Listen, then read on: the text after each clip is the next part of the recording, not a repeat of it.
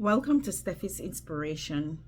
Today's topic is the fear of the Lord protects you. In Psalm 34:7 says, "The angel of the Lord encampeth around them that fear him and delivereth them." Do you entertain the ministry of angels? Many Christians assume that Psalm 34:7 applies to them. They think they are entitled to the protection of angels. The truth, however, is that the angel of the Lord only encamps around those who fear God. This suggests that the constant protection of angels is an exclusive privilege for those who revere God. When we truly revere God, it is reflected in how we conduct ourselves.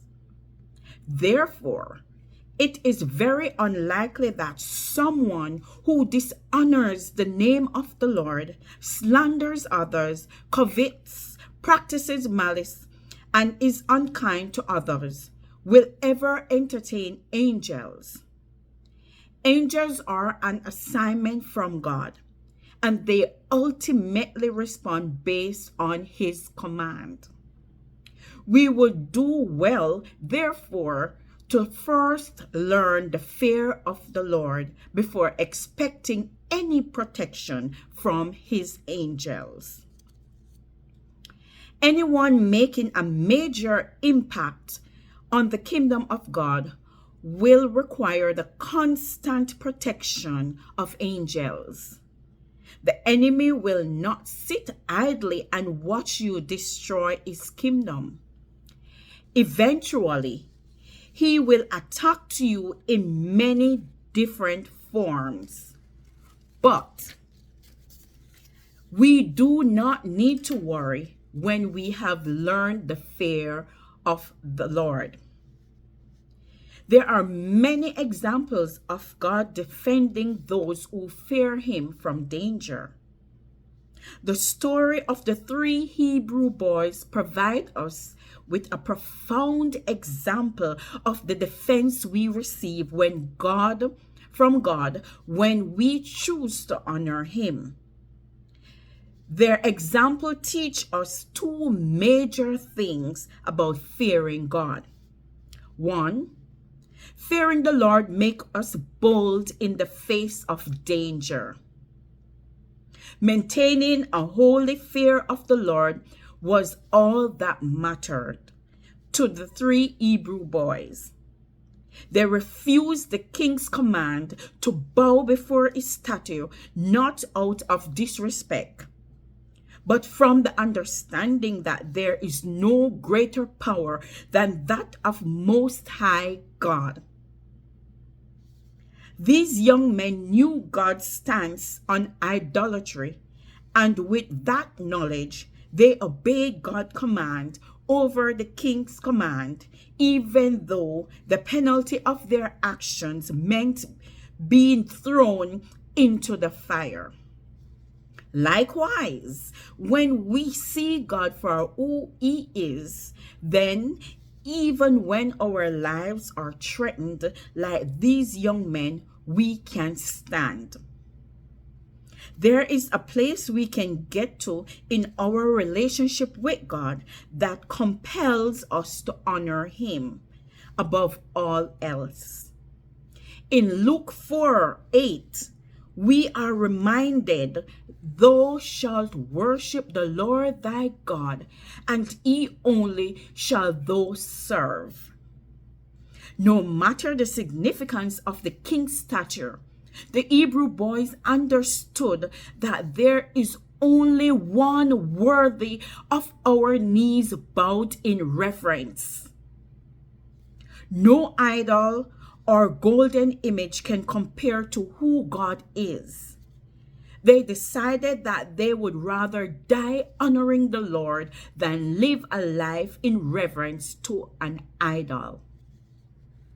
Number 2, God provides supernatural protection for those who fear him. And these three men, Shadrach, Meshach, and Abednego, fell down, bound into the midst of the burning fiery furnace. Then Nebuchadnezzar the king was astonished, and rose up in haste, and spake, and said unto his counselors, Did we not cast three men bound in the midst of the fire? They answered and said unto the king, True, O king.